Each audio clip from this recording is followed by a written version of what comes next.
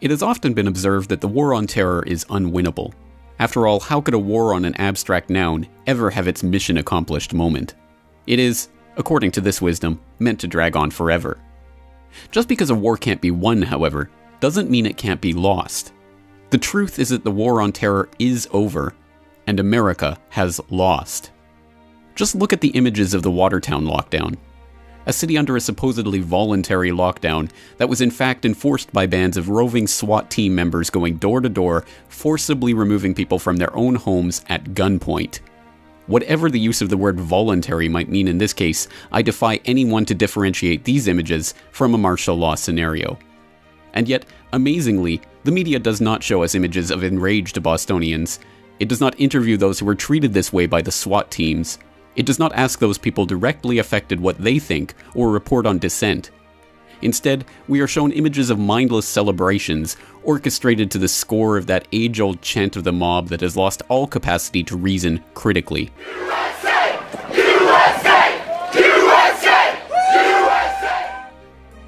Surely it is a mob far under the hypnotic spell of the mainstream fear programming that can cheer the destruction of their own rights. It is even more perverse that this destruction is being done in the name of two bumbling college-age boys who, it must be stressed, have yet to be proven guilty of anything.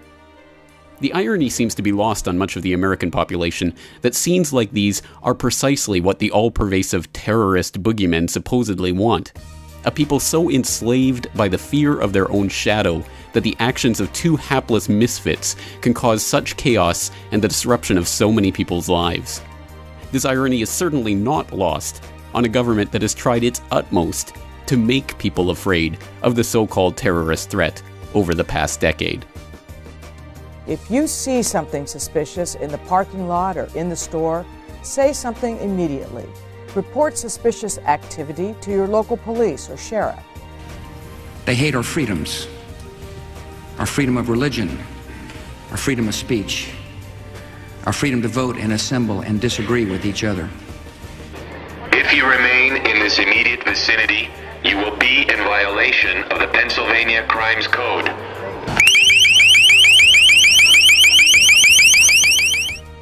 Yes, the terrorists hate you for your freedom.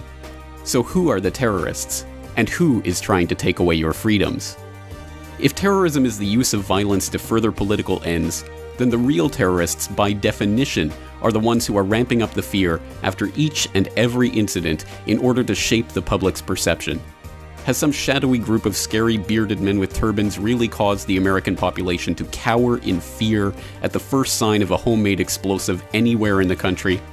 Or has the government and their cronies in the media primed the population to be afraid of something that statistically is less likely to kill someone on American soil than a bee sting?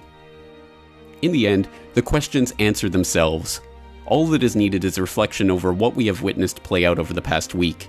An Orwellian 2 minutes of hate directed not at these boys, about whom almost nothing is known except for their previous contact with the FBI, but at the ghost that has been haunting America's nightmares ever since the Bush administration conjured them into existence.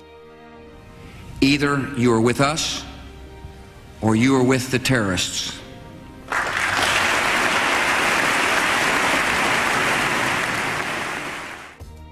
These ghosts will continue to haunt the American population until they, and their like-minded allies around the world, choose to wake up from the nightmare.